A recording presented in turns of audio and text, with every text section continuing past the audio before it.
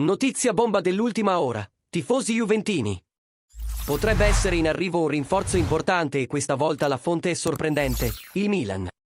Non perdetevi nessun dettaglio. Iscrivetevi subito al canale e attivate la campanella per seguire tutti gli aggiornamenti. Lasciate un mi piace e mostrate il vostro sostegno per i dettagli di questo affare che potrebbe scuotere il mercato dei trasferimenti di gennaio. Secondo quanto riportato da Rai Sport e dal giornalista Paolo Paganini, la Juventus sarebbe interessata al difensore del Milan Fikayo Tomori come priorità per rinforzare la difesa.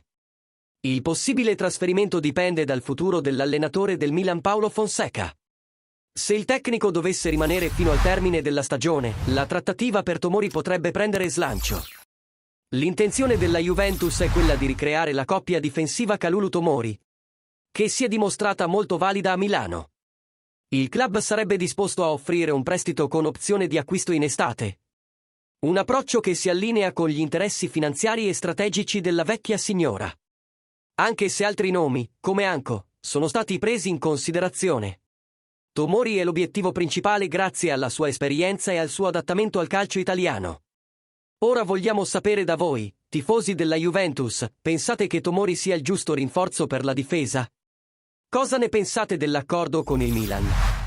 Lasciate le vostre opinioni nei commenti e restate sintonizzati per ulteriori notizie sul mercato dei trasferimenti della Juventus.